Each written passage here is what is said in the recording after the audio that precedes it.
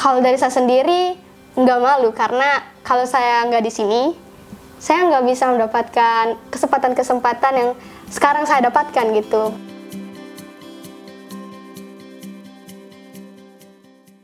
Halo semuanya, kembali lagi bersama saya Marta Dan saya Ita dalam rangka menuju ulang tahun YPU yang ke-12. Nah Ita, malam ini kita akan berbincang-bincang dengan alumni Yayasan Prima Unggul yang gak kalah seru dan kocak dengan yang kemarin Ita. Benar sekali Kak Marta. Ita udah penasaran? Pasti dong penasaran. Ita penasaran, apalagi teman-teman yang menonton video ini lebih penasaran. Dan ini dia, Dinda. Halo Dinda. Halo Ita Marta. Apa kabar Dinda? Luar biasa. Puji Tuhan. Kecil cabai rawit punya talenta, aduh menggemaskan banget deh Dinda ini nih. Gitu juga. Oke teman-teman, Dinda kemarin di belakang layar, sekarang udah di depan layar nih. Udah siap untuk diwawancara Dinda? Siap. Siap dong, dilihat dari raut mukanya udah semangat banget nih, betul kan Iya, Ita? benar sekali. Semangat.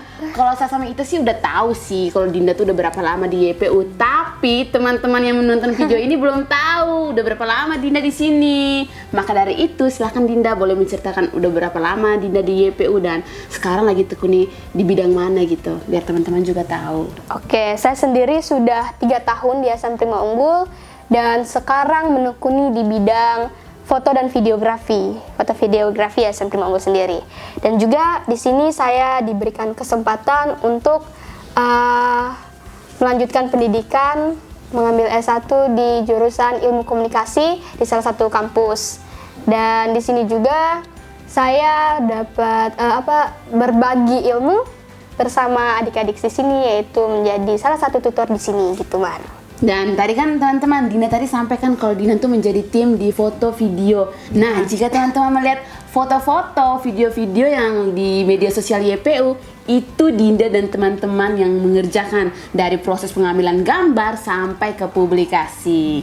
Dinda kan tadi menceritakan kalau Dinda juga baru ya menjadi alumni. Nah, pastinya saat ini masih proses transformasi ya dari SMA, maksudnya bergabung bersama teman-teman sebaya, tapi sekarang Dinda sudah ke titik alumni. Itu gimana sih perjalanannya gitu? Nah, dari baru tamat SMA itu kan masih menjadi siswi SMA gitu, dan sekarang sudah menjadi alumni, itu bagaimana saya harus bisa lebih belajar lagi untuk menjadi pribadi yang lebih bertanggung jawab lagi, karena kita bagaimana bisa menjadi mungkin contoh untuk adik-adiknya gitu, bagaimana menjadi contoh yang lebih baik gitu, Mar. Iya betul sekali Dinda, dan ketika kita sudah di posisi sebagai kakak pendamping seperti kamu tadi bilang, ya harus benar-benar menjadi panutan untuk adik-adik biar dengan sikap-sikap, dengan tingkah laku kita yang baik, adik-adik pun dapat meniru dengan baik. Nah, tadi kan kakak sampaikan bahwa kakak juga belajar di bagian foto video. Iya. Pasti kalau di kampung kan pasti kalau mengedit foto video kayak gitu kan pasti belum bisa dong. Iya, benar Dan sekali. saya juga mau minta kakak ceritakan nih, apa sih perubahan-perubahan yang paling mendasar nih yang kakak rasakan sendiri? Oke, kan saya sudah 3 tahun di Yayasan Prima Unggul, dan waktu itu waktu awal-awal masuk Yayasan Prima Unggul ini diberikan kesempatan untuk menjadi untuk belajar lah, waktu itu belajar foto videografi bersama salah satu kakak volunteer, yaitu yang kemarin podcast kemarin kan? Iya. Carolan. Oh, iya. Nah, situ bagaimana ya, saya kan dari kampung yang nggak pernah memegang kamera, tapi nggak tahu gimana operasikannya gitu yang benar dan baik. Tapi di sini diberikan kesempatan untuk belajar di bidang itu. Bagaimana kami bisa belajar untuk mengoperasikan kamera, bagaimana menghasilkan foto, video, syuting itu gimana sih gitu, lighting, dan juga bagaimana kami bisa mengedit foto dan video yang hasil syuting kami itu. Dan di situ adalah suatu proses panjang, karena awalnya nggak tahu, jujur kayak foto aja awal-awal itu masih banyak yang blur, dan ya untuk sekarang puji Tuhan puji Tuhan agak semakin berkembang itu ilmunya, jadi setidaknya tidak seperti yang awal-awal, namanya juga masih pemula, jadi masih belajar tahap awal, dan sekarang belajar juga lagi semakin naik ke tahap-tahap selanjutnya begitu. Untuk perubahan yang paling mendasar yang saya dapatkan di sini yaitu bagaimana saya selalu berpikir bahwa setiap pekerjaan, setiap kegiatan yang saya lakukan itu adalah suatu bekal saya untuk di masa depan nanti agar lebih baik lagi gitu. Bagaimana saya menganggap bahwa setiap perkataan, wejangan-wejangan yang diberikan dari kakak-kakak atau bapak ibu, orang tua saya juga, bagaimana saya menganggap bahwa itu adalah suatu wejangan yang sangat berarti karena saya sendiri kan masih muda dan mereka lebih tua dari saya dan otomatis mereka lebih banyak pengalamannya dari saya. Dan di situ saya bagaimana bisa mengikuti wejangan-wejangan yang mereka berikan kepada saya begitu. Oke, tadi kan kamu menceritakan tentang perubahan yang kamu rasakan, tapi untuk kepribadianmu belum saya dengar. Nah, sekarang boleh dong ceritakan yang paling mendasar yang kamu rasakan tentang kepribadianmu. Dulunya yang di mana, sampai di YPU dibentuk seperti apa, dan sekarang menjadi apa. Seperti itu, Dinda. Untuk secara personality ya, perubahan yang paling mendasar yaitu bagaimana menjadi pribadi yang lebih percaya diri dengan kemampuan diri sendiri. Begitu. Berarti dulunya malu sekali ya untuk bergaul bersama teman-teman. Ya, selalu menganggap bahwa mereka lebih bisa nih dari saya. Jadi saya tuh kayak rasa aduh gimana ya, saya sendiri minder untuk bergaul begitu. Ya, minder untuk bergaul bersama teman-teman yang lainnya gitu. Tapi di sini bagaimana kita saling mensupport satu sama lain, serta di sini kan juga Bapak Martin mengajarkan kita perubahan pola pikir, pendidikan karakter gitu. Bagaimana kita menganggap bahwa kita ini semua adalah satu keluarga, kita saling support sehingga kita dapat menjadi orang-orang yang dapat bertumbuh bersama-sama gitu. Dan selain itu karena di sini juga kita berbagai daerah kan, Yayasan Prima Unggul, dan otomatis berbagai suku, budaya, terus latar belakangnya itu saling berbeda satu sama lain. Tetapi di sini kita belajar untuk saling menghargai perbedaan yang ada di sini gitu. Kita saling mensupport satu sama lain sehingga kita menganggap bahwa kita ini keluarga, kita sebuah keluarga gitu.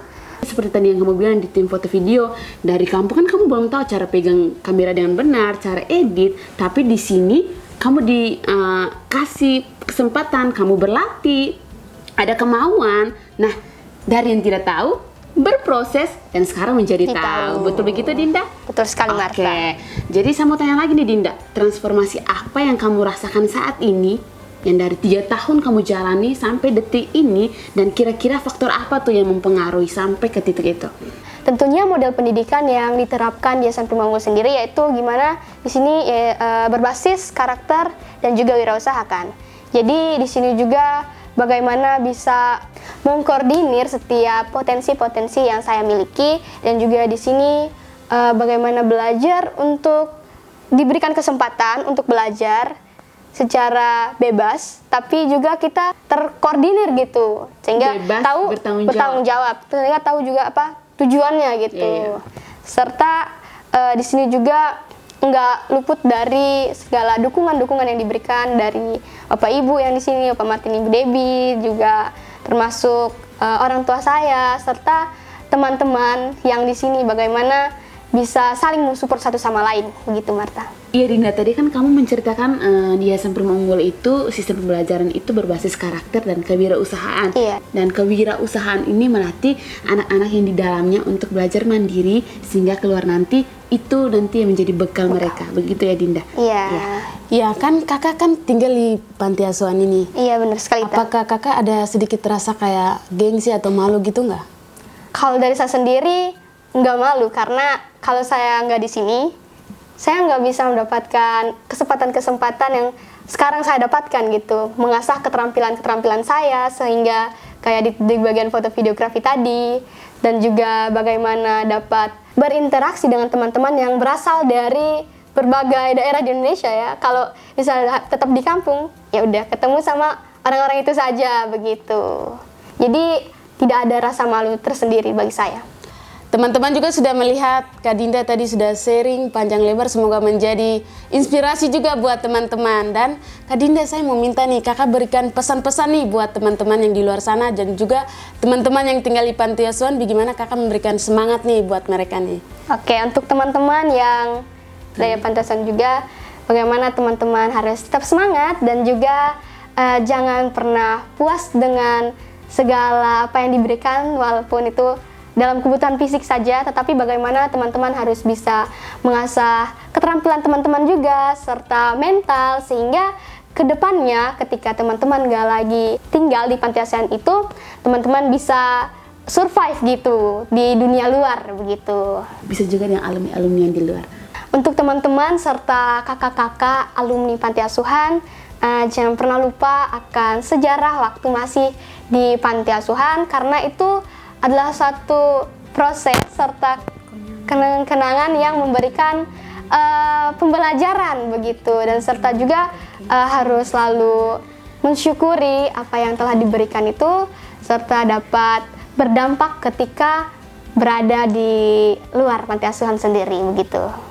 Oke, terima kasih Dinda untuk pesannya. Semoga teman-teman yang menonton dan mendengar pesan yang disampaikan oleh Dinda, teman-teman lebih semangat lagi, lebih berjuang lagi, dan jangan lupa percaya diri. Kenapa? Karena dengan percaya diri inilah dapat membawa hidup kita lebih ke arah yang lebih positif lagi, lebih ke arah yang lebih baik lagi. Dan untuk teman-teman yang mungkin belum menonton podcast kami dari awal hingga saat ini, ikutin terus ya dan update YouTube Yayasan Prima Unggul. Dan jika video-video kami bermanfaat, jangan lupa like, Comment and subscribe. see you on the next video. Bye!